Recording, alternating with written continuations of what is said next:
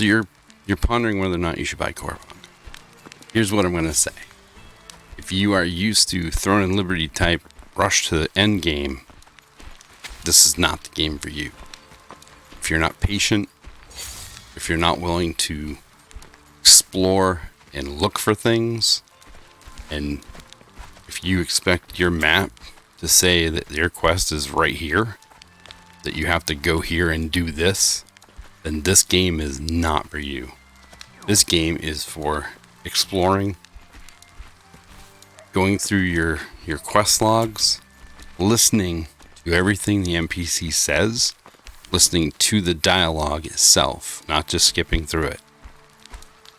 Learning everything you can, because once you accept the quest, then it's going to be a long kind of road, a bit stressful, but the cool thing I've found about this game is as soon as you find something you've been looking for, you get that ooh moment, or that like I was in the middle of a place I shouldn't have been, and I actually killed a boar and I got what I needed.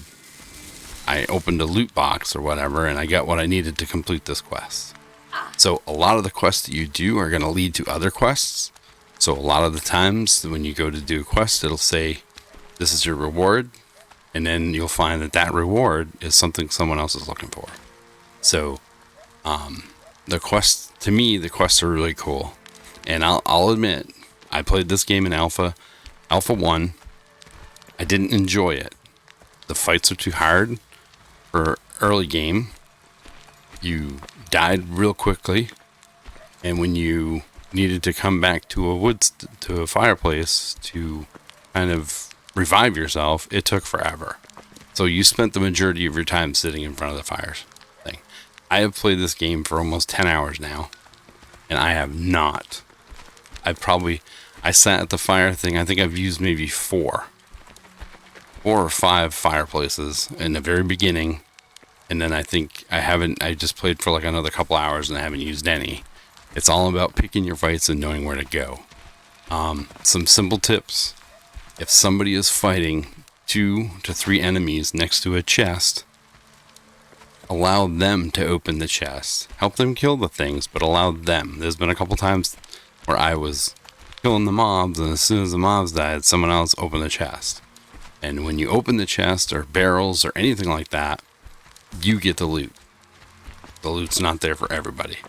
So that's one of the things where a lot of the things you're looking for, they respawn fairly quickly. But a lot of times it's people have already discovered it or found it, and you just have to wait for it to spawn back in.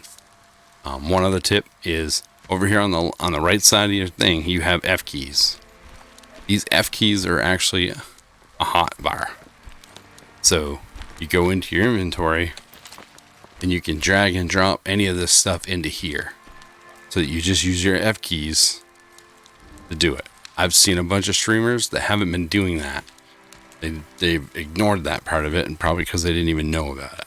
I'm not 100% sure, but that's my guess. If you find a hat, I don't have one, but if you find a hat or any kind of a gear, you have to right click it. So some of the stuff in here that you get, you have to right click to activate. But once you do, then you come here and then you have it. So far, all I've found is hats that go to the female last medic or female champion. I haven't found anything other than this, which I think was a reward. And then you get the shoes.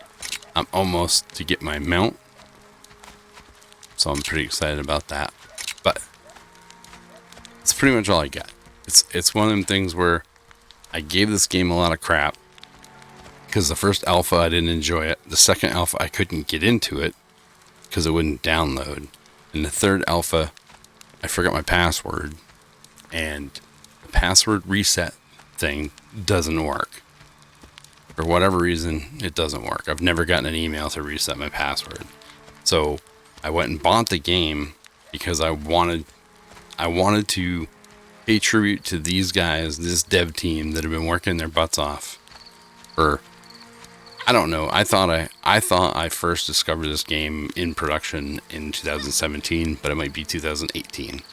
I watched a video where they talked about it, and then I went on the website and I followed it. I've been following it. I used to check the website at least once a week, all through development.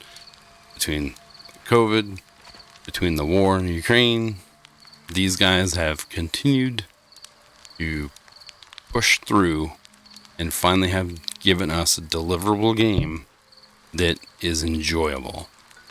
I don't want to say fun, because there's different definitions of fun, but it's enjoyable. The dialogue is not always for children, which is kind of sad because it has a cartoon look to it. There's a few cutscenes splash screens that I wish I could change. I wish there was a menu where I could go in and select what splash screens I wanted to see, because there's one that to me shouldn't even be in the game. That's just me.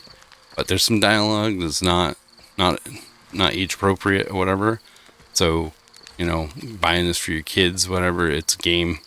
But like I said, some of the dialogue is a little fresh, we'll say. And you've got to listen to all the dialogue, because otherwise you'll never get your quest done.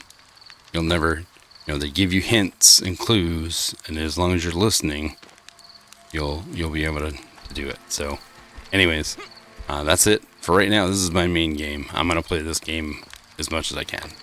And there's talk about whether or not there was a wipe.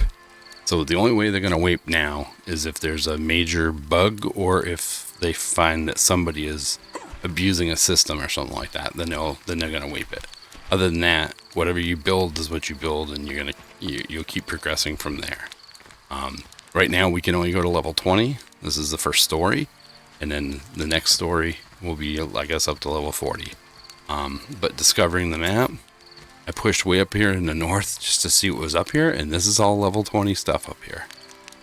So I've been sticking to the roads and just kind of doing a little bit of exploration. So yes. So yeah, there's level 20 enemies that I gotta level up to get. So the biggest thing is you basically just play the game and enjoy it and get what you can out of it. And I think it's a fun game. I'm not telling anybody to buy it or not to buy it. It's completely up to you. I've heard a lot of complaints about how, well, it's not on Steam. Well, it doesn't have to be on Steam. They have their own installer. They wanted to keep all the money for themselves, which they should, because it's a buy. There's no microtransactions. There's no pay to win. The gear that you find is basically just cosmetics. It's a fun game, and I'm actually, once I get to level 20, I'm going to start another character. You can only start with 3 currently when you start playing this one. So you get the warmonger. So you get your classes, or I don't know if they're really classes. They're not races, but there's warmonger, champion, and bomber. The warmonger, you can be the legendary or the shaman. The shaman gets a wolf that fights alongside of you, which is pretty cool, which I didn't know when I started. Then the champion gets a destroyer and a ranger. And then the bomber is the infiltrator and the blast medic. So I went with the infiltrator because during the alpha I played the blast king, and I struggled a little with it. I actually wanted to play a different character, but I couldn't because it wasn't unlocked. So 3 characters are locked, 3 characters are unlocked. So anyways, that's all I get. If you want to come hang out, I stream Monday, Tuesday, Wednesdays, 9:30 p.m. Eastern until whenever I should go to bed. And I will be streaming this probably Thanksgiving evening, starting at 9:30 p.m. Eastern. So take care, and hope my couple little tips are helpful. Like I said, it's a fun game if you go into it with the right mindset. If you're in a hurry to get to end game, then this game's probably not for you. So anyways, take care, have a great Thanksgiving, and hope to see you guys on stream.